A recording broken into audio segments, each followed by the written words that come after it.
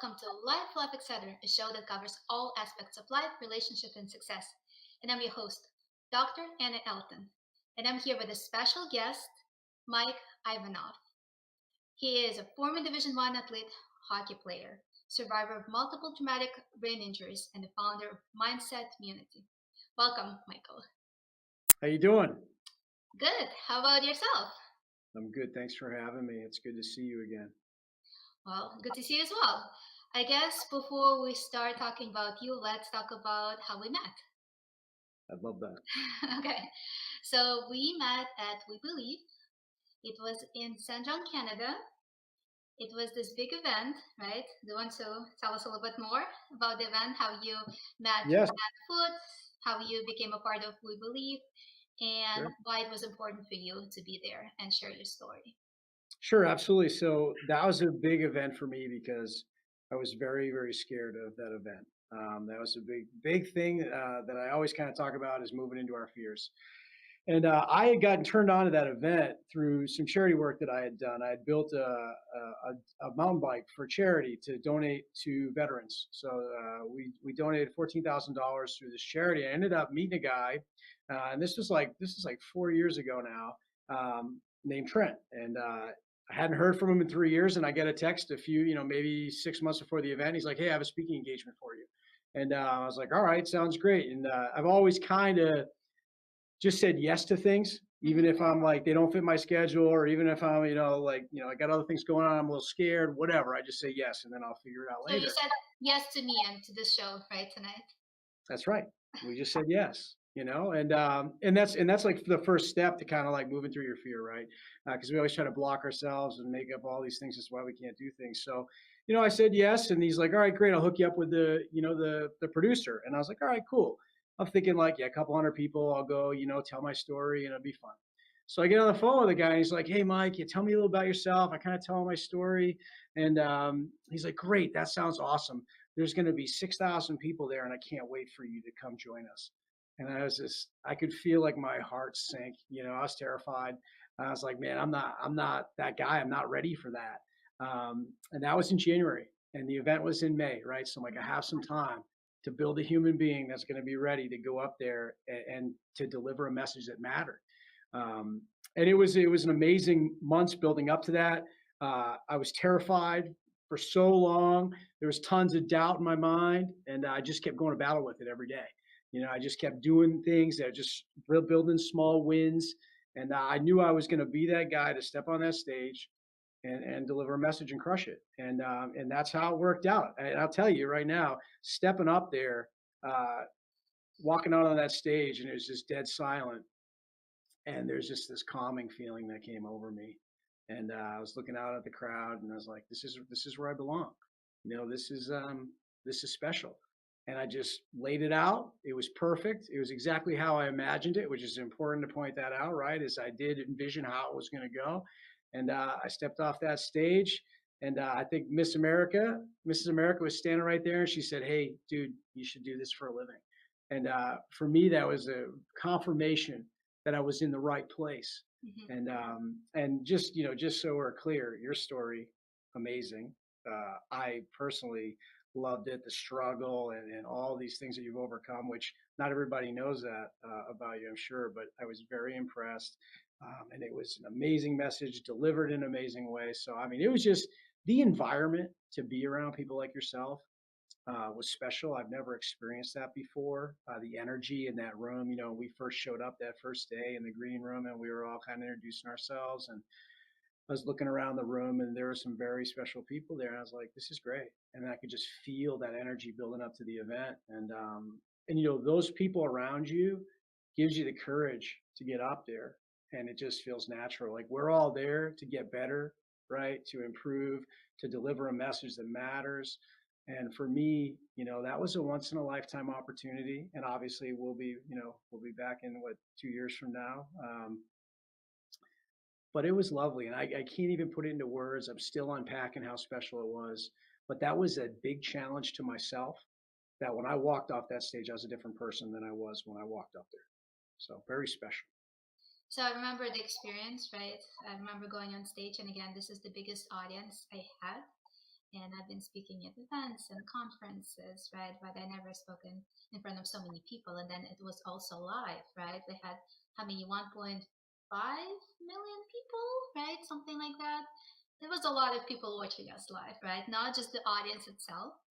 And I remember, so what I remember from that day, when I'm going on stage, right? And then briefly, just a few seconds when I'm saying something, and then when I'm going off, I feel like I was like dissociating because it was like such a cool experience, and I know like I knew my speech, right? And again, like I had no idea that we'll have help with teleprompt, right? And I was like, I need to know my speech. What if I forget my speech? And I was like, I know this is my story, but I'm here in front of so many people, and I probably will feel anxious and uncomfortable. But it was amazing. So it was definitely a really, really cool experience that we had to share, right? Well, I love it because, a lot of people are so afraid of public speaking, right? And public speaking, has always been my greatest fear. And then in the corporate role that I have, it's always been required. So I just knew I had to get good at it. And the only way to get good at it was to ignore all those feelings that roll into you and just take on the reps. It's like every rep is like you just get in there, you keep swinging, it keeps getting easier, you keep getting better. The voice, like you start to gain that voice control because a lot of people like public speaking, their voice starts to kind of, get all kind of messed up on them. You feel that like that flushing that kind of comes over you. You can feel like you start to kind of get that blood rushing up to your head, and people psych themselves out, and I used to be that way, but I just had to keep getting up there. And this one was definitely the biggest one, just like you mentioned. But I don't know, it's something like as soon as you get up there, like everything goes quiet and the person that you've built for all these years comes out and just gets to put on a show, and it's a peaceful thing. I felt no negative emotions up there. Like the brain just did what it needed to do, and I was almost a spectator. It's like they describe it like this: you're in this tunnel, and you can't really see anything, but you're just like performing at a level that you've never performed at before. And for me, it's like, hey, when's the next one? So we can get up there and test the machine again. Mm-hmm. It was awesome. So actually, let's talk about how do you get to that level, right? So you're afraid of the public speaking, and then you don't know where to start. So usually, I tell my clients as a therapist, right? You need to start small. You need to aim low, right? Even if you think you can do something bigger, you still need to start with something a small step. So what was your small first step that got you to be on that stage in front of so many people? Absolutely. That small step started many years ago. I started to tell my story to one or two people, and I'd kind of get good at talking to those people. And then I decided, hey, listen, I need to get more of an audience. There's an impact here, right? But public speaking kind of just goes with anything that you do. So I would just start testing myself. I would get in conversations with people that I normally wouldn't talk to, that I would shy away from. The stories we tell ourselves is what limits us most, right? That's one story I love to kind of say because I would always tell myself a story of being like, they don't really want to hear what I have to say, or, those people are, they're more interesting than me, or all these like very self-sabotaging things in a way. And I said, you know what? Like, I'm not that guy. I'm not going to accept these excuses for myself. I'm not going to hide. I'm going to run right at it. And I have to set an example for other people because I want to be able to help other people. So guess what? I need to get good at this if I'm going to help other people, right? So that's what I started doing. I started getting into conversations. I started really pushing myself. I started ignoring all these feelings that come naturally to all these people that are fear of public speaking, and it's completely normal. I mean, it's a terrifying experience for a lot of people. Well, you start to trust yourself. As you're talking to these other human beings and then you're engaging, you start to realize, like, okay, all right, like I know how to do this, right? I know how to interact with these human beings, and I can deliver a message that's valuable for them, and I can connect with them, right? So the more reps you put in, you begin to trust yourself. The more you trust yourself, the easier it is to do whatever you decide you want to do. So walking up on that stage, there was a lot of trust in myself that was built before that, right? And then I've always been told, so I work with a therapist myself. It's changed my life. And she always says to me, she's like, Mike, you got to trust yourself. Like even back when you were playing sports, like when the buzzer hits, right? Like you're ready to go. Like you know how to perform. You've done all the work up until this point. The game is for fun. The speech is for fun. Like you've built these, you've taken these steps beforehand. So one of the biggest things is all the work you put in before that. You can't just get a speech together and then go jump up on stage and do it. Like you have to build the person that is worthy of standing up there and doing it. And that building started, like 5 years ago, intensely building myself. Um, and it was just a beautiful thing to come together the way it did, and the people that were there. But it's about putting in the reps, and they're hard, and they hurt, and they're scary. There will be tears, but it's all worth it in the end. Well, as I tell my clients, what is luck? It's when preparation meets opportunity, right? You were not lucky. You were preparing all this time to be able to be on that stage and deliver your speech, right? And have this impact on so many lives. So, but what I was thinking, going back to what's the first step? So, what I did for myself, I was really a shy teenager, right? And I would just blush, and then I would have a hard time, I mean, I don't know. I don't think I had like extremely hard time talking to people, but still starting the conversation, being so shy and feeling like maybe I'm not good enough or maybe I'm not saying the right thing. So what I did, the first thing I did to myself, I signed up for acting classes.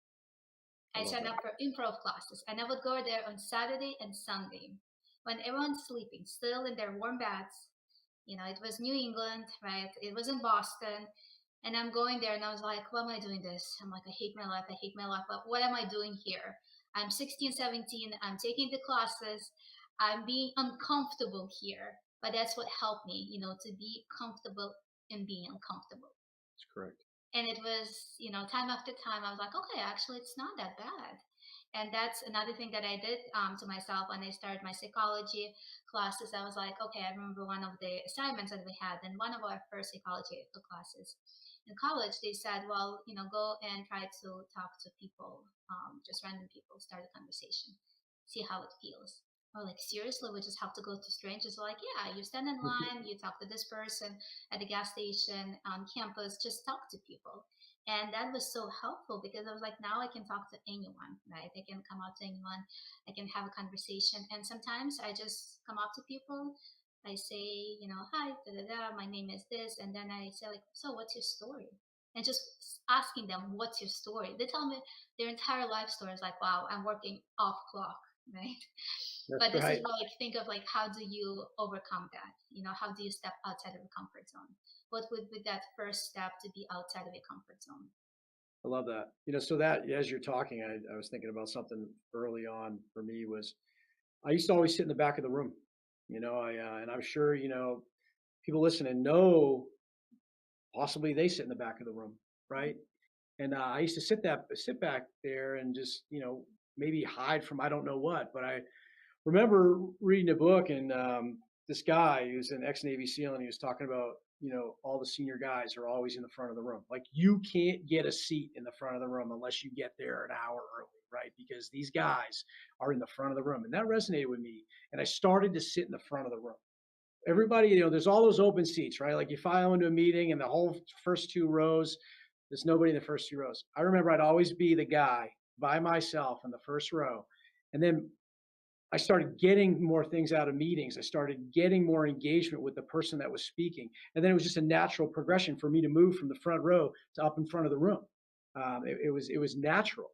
And I love what you say about talking to random people. And we can get to that more because I will tell you that will also help you build community around you. So I go to the same coffee shop all the time and always make sure to talk to everybody in there, customers, people working there, and I build this little community for me.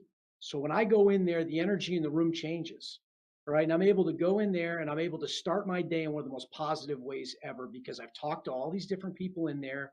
They want to come up to me and tell me what they had going on over the weekend or what book they're reading.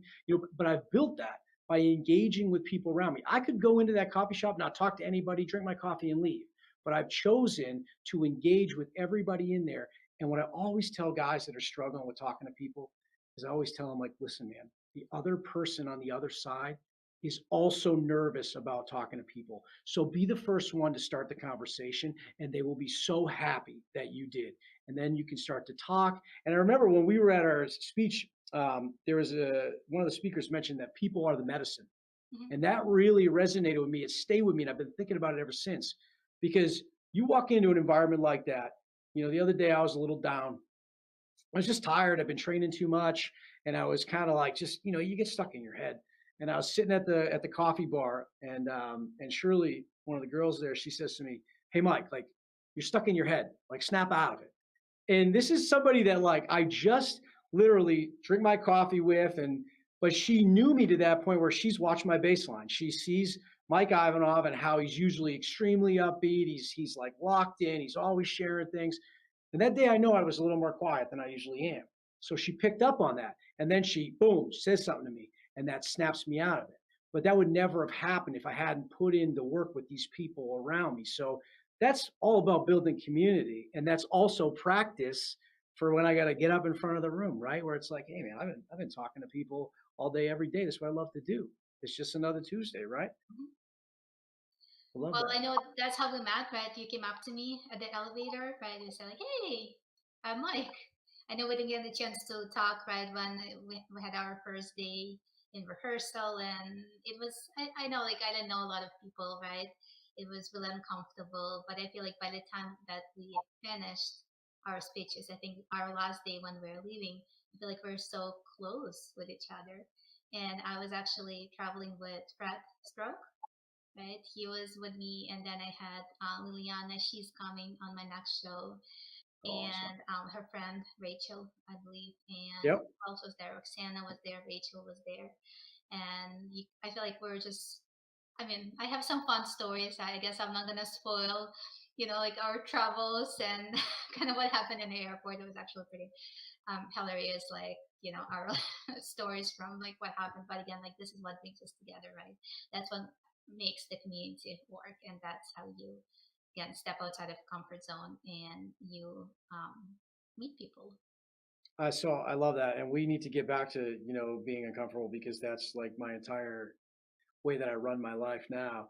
But so I guess what's important to talk about is you have to in life kind of tell your story, and you have to live it, and you have to live that lifestyle of getting uncomfortable. But when I met you, and it was very briefly, I knew there was something special about you, and this is before I heard your story. So, like, as you learn to talk to people and you meet so many different people, I feel like you can find out very quickly just by introducing yourself to somebody, and then just there's something that happens between two human beings where you can sense something that like our brain doesn't really register. But I knew there was something special about you. I knew there was something deep there. And then to see you get on stage and absolutely deliver, like a jaw dropping story of struggle and triumph was just, I was like, you know what, I knew it, and it was confirming for me. And that was special. But I always tell people that I'm like, listen, you have to learn to filter, like, in your life, filter these people that you need to get to know more, and you need to get good at like picking up these different parts of people. Like, it's how someone introduces himself, it's how someone carries themselves. Like, you can pick that up. Like, I find there's a guy that I just met recently. He's a guy I do jiu-jitsu with, and special guy. He's 22 years old, but he had a way about him, that I saw some things in him that I know that like about me. So like when you go to through deep struggle, you can recognize it's somebody else. It's natural. It's very interesting. So I had kind of engaged with him, and we were fighting with each other for a while there, and day after day. And then I invited him to my office. I said, "Come to my office. I got to talk to you. If you're okay with that, I believe that you have a special story that we should talk about." And he's like, "I'd like that." So he shows up in my office. I tell him my origin story. He tells me his story, which is an amazing story of struggle and perseverance. And it's funny because I knew that there was a story behind that young man by the way that he carried himself, the maturity that he was at his age. So it's very special. And this is how I kind of move through life. And when you start to tell your story, different people come your way that normally wouldn't have come your way. And talking to people is also what brings that too. So all these people that are suffering with social anxiety, I deal with that a lot with some of the young guys I work with. I try to tell them, I said, people are the medicine, man. You get out there in those conversations, that anxiety disappears, and then it turns into other opportunities in your life. So meeting you was just like two paths crossed. Walk out of the elevator as I'm headed in, and yeah, it was just special, and I really appreciate that moment. Awesome. I love that. So let me take you, shift gears a bit and let me take you back to how it all started, right? You played hockey, right? Yes, Professionally. What was lifetimes ago, I played junior hockey. It was a big part of my life. It was my only identity that I had from, it was you start skating around 2 years old, and then you pretty much you don't have any friends except anybody on the hockey team from that point forward in your life. It's all year round. You're a student athlete, and you're traveling on the bus, and that's your life. I didn't know any better. I was good at it, and it taught me so much about myself. I would never discount it and say I didn't, wasn't thankful for it. But you miss a lot of things along the road, mhm, and which is fine because it's kind of I'm back to like living that lifestyle now, where I'm not partying, I'm not hanging out with friends all the time. I'm sacrificing, and that's where I feel most comfortable. And it's funny that you come back to that. So as we talk, you can see there's a gap in my life where I started to do those things that I didn't ever do, and it didn't bring much happiness to me, and fell into obviously a certain place in life. But hockey taught me to fight. It taught me sacrifice. But that was lifetimes ago. And then I had a traumatic brain injury, which changed everything. And I was in denial. I never really wanted to acknowledge that it changed my personality. It was hard for me to go in the grocery store and pick between a bag of chips. It was really difficult. I had major anxiety start ramping up. I didn't talk to anybody about it. And at the time there wasn't a lot of research on it. I'm so happy to see all the research coming out nowadays to protecting people, but there just wasn't a lot there. So I was fighting this battle by myself. My identity's gone. Hockey's over. I'm sitting here with a brain injury and I've got college to contend with here. It's like I had no idea what I wanted to do. I did what people told me to do, which is fine. But went through college and did all the dumb shit. Didn't keep working on myself. Was drinking, partying, doing all that. Just getting good enough grades to get by. That's not who I am. So I had lost my identity. Okay, and it was terrible. It was very difficult. On top of losing my identity, now I've got a brain injury to contend with, which I had a really hard time. It was really dark, and didn't have anybody to really help process that with.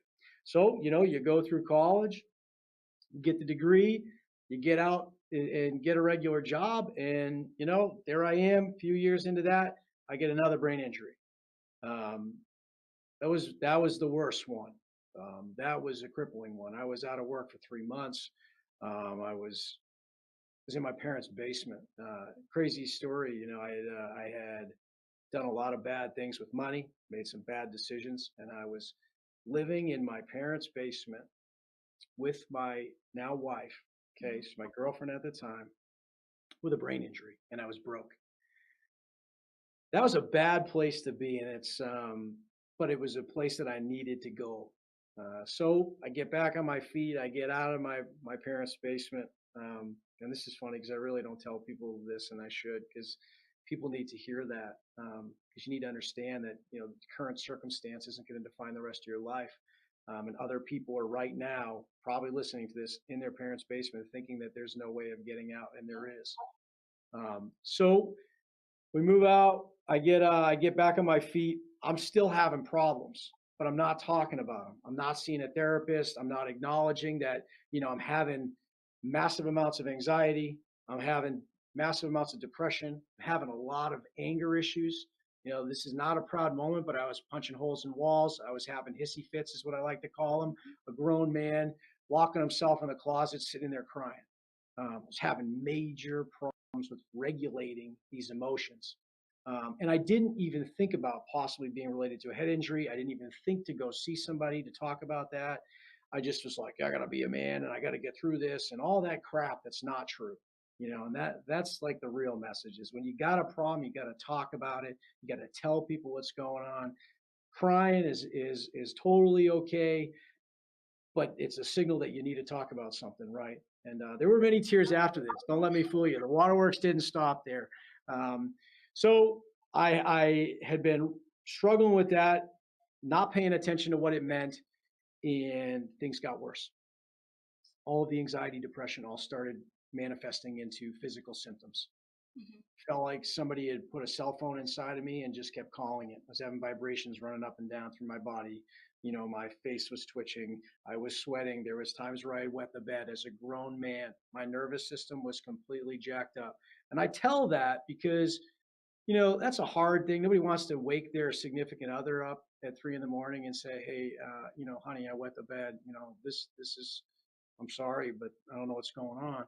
But people need to understand the depths of how bad this can get if it's not managed, and if you don't go see a professional, right? And then you try to fight it by yourself, try to be that man and do that. That's not a valiant battle. That's not something that you want to take on by yourself. So I like to share those hard symptoms. And you Google them. I had every single one of them. Hmm. Okay, and I still wasn't seeing anybody, wasn't talking to anybody. My wife didn't even know the degree of what it was. One close friend maybe knew a teeny little bit about it, that I was having panic attacks. I was having panic attacks every minute on the minute. I was laying on the floor of my apartment. I can still remember the places that I thought I was going to die. I was driving myself to the hospital, fully believing that I wasn't going to make it there. It was a bad place to be. And then here I am, putting on that face at work like everything's good. Nobody I worked with had a clue, and I was at the darkest places of my life. Um, and again, ashamed of it for some reason. Okay. Nowadays, I tell anybody dealing with that, listen, we're going to get through it. I know exactly how to help you get through it. These are the people you call. This is how we handle it. Boom, boom, boom, boom, boom. Love you, proud of you for sharing it. That's what's important. So these things continue to go on. I'm having a bad time. My wife and I's anniversary is coming up. We're going on a beautiful trip to the Hamptons. And here I am, like absolutely falling apart, like the worst place of my life. And I remember I just didn't want to be anywhere down there. We go to a restaurant. I couldn't wait. I couldn't wait for her to hurry up and eat her food. So I get the bill. I get the hell out of there. But then when I get to the next place, I don't want to be there either. Hurry up and get the hell out of there. And nothing changes. So I'm like on this high alert all the time. And I can remember we went back to the Airbnb, take a nap, and I was jacked up like every single day leading up to this 6 months, like really bad. And I just wake up crying. And my wife looks at me. She jumps off. She's like, "Mike, like what's wrong? What's going on?" And I was like, that crying where you can't even talk. Hmm. It's like it's just you can't even like. It's like when I see like a really young kid who's like having a hard time communicating, just crying and can't get it out. That's how I was, and I couldn't calm down from it. And my wife just sitting there looking at me like just like, "Hey, what can I do to help you?" I was able to get the words out, and I told her, I said, "Hey, listen, Devin, I love you. Um, but I'm planning on taking my own life, and at the time, like I felt nothing saying it. I wasn't like, "Oh, that's terrible," or I didn't get any goosebumps. Like I just was like, this is the right thing to do. My brain had lost control. I had lost control of my brain. It had decided this is what we're going to do, and you're going to be okay with it. And I, looking back on that, I can see how that happened. But she sat there. She looked at me, of course, very alarmed. And the first thing she said was, "I love you." She took my hand and she's like, "Hey, like we're gonna get through this together." And that was special. If I didn't have somebody like that in my corner, I probably wouldn't be here today. Um, and I tell you, she's never, ever, ever like brought it up. We don't sit there and harp on it. But she's like, like the other day, she's like, "I'm proud of you, man. Like it's been a journey. It's been a journey." And she's never like ever brought. I guess is what I was trying to say. She's never made it about her. Hmm. She's never been like, "That was so hard for me and I had to watch you do these things." I was a bad person. I wasn't showing up as a good partner. I was locked in my own head. And here's this person who still loves me unconditionally, who's here to help me and is going to do whatever they can to make sure that I get better. That's special. She's still in my corner. She's my best friend. Um, That's amazing. yeah, I mean, it's and looking back on it now here today with you after everything that's all the accomplishments and all the building of myself, was the best thing that ever happened to me. Truly the best thing that ever happened to me. So let me ask you, and I mean, I guess it's important to have, your circle, right? People you can trust and people who can watch out for you and be there for you, right? But for you personally, like, what helped you to snap out of that place? What helped you to, once you hit the rock bottom, to start climbing back up? It's a great question. Um, I realized that what put me there was the sum of my decisions. Okay. Um, it was a failure to get help first. Okay. First problem. So I got the help, right? So I was able to quiet the mind down. When I started to be able to quiet the mind down and started to feel normal, and of course, like when I say normal, like still experiencing massive levels of anxiety, but I wasn't having the thoughts of like wanting to take my life. That was gone. Like I knew that that wasn't the right thing. That my mind was off. Um, so then I started working with a therapist. Her name's Kim, amazing person. She's been able to watch this entire trend back, and it's been an amazing story. But she made me realize like, what if? That was a question I always asked myself. Like, what if I could like do all these things I always wanted to do that I never did? What if I could get in shape? I was really fat, and I was not proud of how I looked. So there's a lot of doubt, fear, and insecurity that came with that, right? So I was eaten alive by doubt, fear, and insecurity. And I just would keep asking myself, like, what if I could do this? And then I did something small. First thing I did was like, you know what? I'm gonna drink a gallon of water every single day, and I'm never gonna miss a day. It has been over 5 years, and I'm sitting here today with you, and I haven't missed a gallon of water since that day.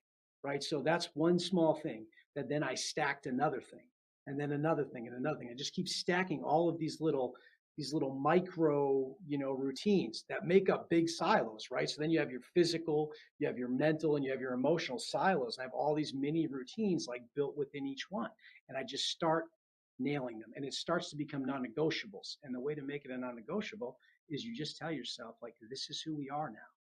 And that was a big thing for me. It was the considering like the what if I could, and then when I go to lock it in, this is who we are now. So I was writing a new identity. I didn't know that that's what I was doing at the time. I can look back and say like, wow, that was pretty wild that you're able to do that. But that's how I did it. I took one small thing and I just locked it in. And I got good at doing it. I got really good at drinking a gallon of water every day. And I know some people will be like, yeah, dude, great. That's awesome. But for me, when I couldn't do anything, that was huge. And then it just started to go from there. And then I started like studying this stuff, started to become a student of the game. And I was like, you know what? I'm going to get to know every single thing about physical fitness because I believe that that's going to be a key. The movement is a key for me. I'm going to really learn a lot about it. And then I just took that model and I applied it to like studying my brain, learning about how the brain works, learning about how the thought patterns work, learning about how to rewrite, that script, rewrite that identity. So I just became a student in my own success, in my own growth. It was a wild thing. And I look back now, like if I read, so I have journals from like these 5 years. I have everything written down, the entire journey. When you look back at those journals where I was like literally writing about every physical symptom I was having to looking at my journals now where it's like, oh, hey, we just got off stage at 6,000 people, like crushed it. Like there's like 17 different evolutions in there of a different Mike Ivanov. And that's kind of the point, right? Is you have to, this is tough for some people to hear, but you have to kill that old you to move on to the new one. That old you is going to keep pulling you back into that old life. And you have to say like, we're burying that guy. That's not who we are anymore because that guy loves to like pull you back into that life, like of that comfortability, right? Into that comfort.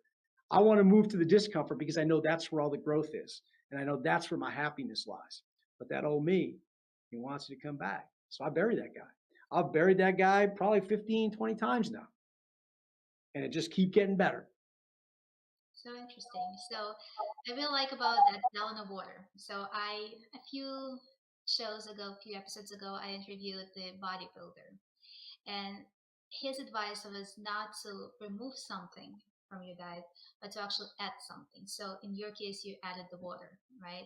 He talked about water. He talked about like maybe like if you're into sugar, right? Instead of removing ice cream, add an apple. And then after a certain time, you're not going to be craving ice cream anymore, right? You will get satisfied with sugar from the apple. So this is where like, instead of just removing and restricting, you're actually adding something, right, to change the whole dynamic. That's amazing way to look at it because as you're saying it, I'm just thinking about 19 other things exactly like that in parts of my life, but also just even related to diet, right? So if I don't even know what some of those foods taste like anymore because I've replaced them, right? So you replace an unhealthy food with something that's healthy, and then like I'm driving home from work, like I can't wait to have some eggs and ground beef. Like I mean that I know that sounds silly, but like that's what I crave now. Like Mhm. healthy food because I've removed the unhealthy food, replaced it with something else, right? And it's the same thing with life, right? You take an unhealthy habit, you replace it with a healthy habit, you lock it in, and you never go back to that old one and you make sure you remember how you feel when like so it's the same as alcohol, right? Like I can't really drink alcohol anymore. I go like I'll go 3 weeks, have like we had like a cocktail for 4th of July. I felt like crap the next 3 days. And it's just like that's like we're not gonna do that anymore because it's sacrificing the performance, right? It's if it doesn't add to the mission and add to the goals, we cut it out. That's kind of how I've been living. So if it's not going to give me, an edge to perform, it's not going to be part of my life. It's that simple. And it has to be kind of that definitive, or else you get pulled back into those old habits. Yeah, I love that. So as we're building on this conversation, so gratitude, right? So what we usually do, we tend to set the goals, we reach the goal, and then we set the next one, and we keep moving and moving and moving without pausing. So what I always tell my clients, you need to pause and celebrate the small success or big success. But it's extremely important to actually give yourself gratitude. Just remind yourself, you're doing great, right? You overcame so much, and this is awesome. Start with water, start with something else, but this is amazing, right? Just keep swimming. I like that. There's a kid I know that says keep swimming. I need to do better with, taking some time for gratitude. That is a place that I could probably do better. I do find that it is from one mountain peak to the next with very little celebration. I do give that advice that you need to celebrate your wins. I don't take my own advice. And as human beings, we're really good at giving advice, not taking our own. So that is something that I can work on. But yeah, that's huge. Definitely have to celebrate the wins. You got to tell the mind, like, hey, the work paid off. Great job, let's go do it again. Positive reinforcement is key. I do talk about a lot of self-talk has been a huge way to conversations in the mirror has been a big part of my development and my accountability. And when I say conversations in front of the mirror, yes, I am looking at the mirror, and yes, I am speaking out loud. And I do that with some of my clients. I say, go in the mirror, and I want you to talk out loud in the mirror. And they're like, I can't say it out loud. Like that's kind of weird. And I'm like, dude, that's the very problem. If you're not comfortable enough to talk to yourself out loud in the mirror, then there's going to be some real development issues that we're going to run into because this is what accountability is about. It's about holding that guy in the mirror responsible for what the result's going to be. So yeah, those are some things that really resonate with me. What you're saying, I love that. Celebrate that gratitude. I'm going to celebrate a couple of my wins later when I get home. Awesome. So I'll add another complexity to this. So I say grace and gratitude. So you need to give yourself grace. You will not be perfect, like everything will not gonna go as you envisioned, right? If it does, that's amazing, but it's not gonna happen as you hope. And it's okay, right? You're not gonna be perfect and that's fine. You don't need to be perfect. And then you need to be grateful for what you have, right? What you accomplished so far and what you have. And same thing for your partner. This is, I guess, the secret to success in marriage, right? You need to make sure that you give gratitude to your partner and you give grace to your partner. So that will be your homework, grace and gratitude to yourself I and to your appreciate the partner. homework. I appreciate it. I need it. Trust me, I need it. Those are two things that are very, very key to a lot of parts of life, and those are two things that I do not give enough attention to is grace and gratitude. So I do appreciate you digging that up out of me. I know that you probably saw that somewhere in something that I said and you picked up on it. So thank you. I will work on that 100%. I'll check about grace I and know you gratitude. will. I know you will. I know you will. I will. I will. I will take care of business on that front for sure. So and another thing I was thinking as you were speaking, so you say that like you bury the old version of yourself, right? But what I've been seeing in my practice, unfortunately, we get triggered, right? And then we regress. That old version sometimes comes up again, right? Inside some shape or form, right? And what I was usually doing for myself and for my clients, I tell cope ahead of time. So think of the place, people, situation that triggers you. And instead of being hard on yourself and say like, well, I should have said that or done that, you say like, what can I learn from this? I can't change past. What can I take away from this? And how can I be better in the future? So that's how you're coping ahead of time. I love that. You preparing for like, okay, next time when I see this person, this is what I can do, or when I'm in this situation, this is what I can do.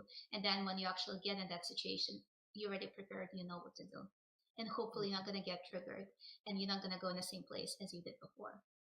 That's great. For me, I always talk about hard conversations. Those are some of the things that have really helped me develop. Is I'm not afraid of the hard conversation. In fact, I welcome a hard conversation. You can learn a lot, both parties, right? And hard conversations have made me have to confront my ego. And an ego is what can cause you to be triggered. Most of the time, always, it can be related back to ego. Um, so for me, I've been working on ego a lot. And that's something that's very important to become good at a hard conversation.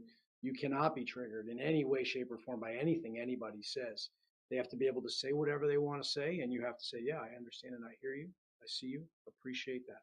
You cannot start to have your own personal opinions on things. You have to just sit as another person, taking some feedback. And the more I can kill that ego, the more that I can learn about it. And trust me, I've done hours and hours and hours of studying it. I had a big ego for a long time in my life, and it did nothing but take opportunity away from me.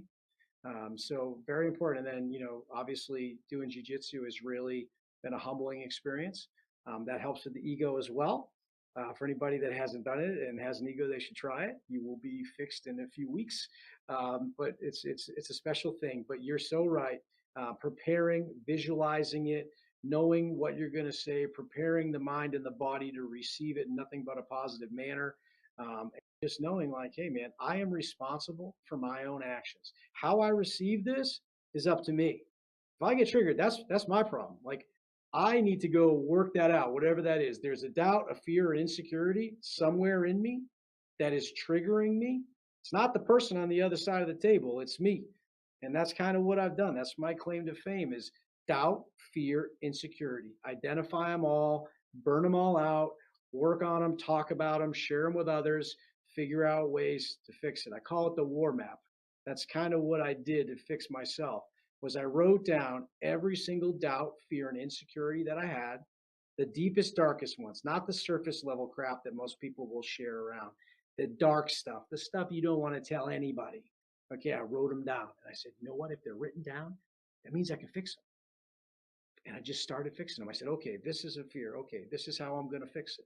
This is a doubt. Okay, well, what information do I need to know that's going to prove to me that shouldn't be a doubt anymore? So I started looking for the proof. I started building the proof, showing myself like, hey, this is the proof. And then the insecurity stuff, like, it holds you back in every part of your life, in every conversation. So for me, those insecurities, I start just sharing. I just start sharing things with people, stuff that puts me out of my comfort zone. And you know what? Not one conversation have I ever had sharing something and people are like, whoa, dude, that's too much, man. Like, whoa, I don't want to talk to you. It's never happened in my life. And I've talked to thousands and thousands and thousands of people. So I just know for anybody out there that's a little worried about how they're going to be received when they start sharing a conversation, that is a thought that you put in your own head. That is a story you tell yourself So that you is limit limiting yourself. you. Yeah, exactly. I lived the life of limiting myself, and now I have figured out how not to do it, and I cannot wait to see what the future looks like because it's been nothing but amazing. Once you stop putting those limitations on yourself, like the person you can become, there is no ceiling. There's no limit. Whoever you want to be, you can be. But stop the story. Tell yourself a different story about one of being the person that you want to be. And it will come true. Because when you put it in your mind and you say it that way, all of your actions will deliver it. It's so I just keep doing it and it keeps working. So I'm just like, guys, like everybody's missing out. Like just do these things and in your life, you won't even recognize it in 2 to 3 years. I mean, it's so special, but it does start with like the inward look, like being in charge of what's in here and being okay with it, and again, eliminating doubt, fear, and insecurity. That's been like the unlock for me. Love that. And again, if something doesn't go as planned, give yourself grace and Yes. gratitude, right? Be grateful where you are, and tomorrow will be a new day, and you can try again. Gonna work on that for sure. I'm not good at that at all. So, as we are wrapping up, please share with our viewers where they can find you, if they want to reach out, talk to you. Sure. Yeah. So you can find me mindsetmutiny.com. You can follow me on Instagram. It's mivanov, Mivanov 1224. It's Mike at mindsetmutiny.com. But more importantly, I need you to know that nobody's coming to save you. It's up to you to make those changes. You can live whatever life you've dreamed of, but you need to understand that you're blocking yourself from that. And I'm only saying that because that's exactly how I lived. And I finally figured out how not to live that way. And it's been an amazing thing. It's the reason why I launched Mindset Mutiny, because I need to share the message with other people. You can listen to the podcast. I have some amazing students that I coach. Do you need some one-on-one coaching? You can hit me up and we can talk about all of the doubt, fear, and insecurity that's holding you back in your life. I've had to confront it, and it has been the best thing for me.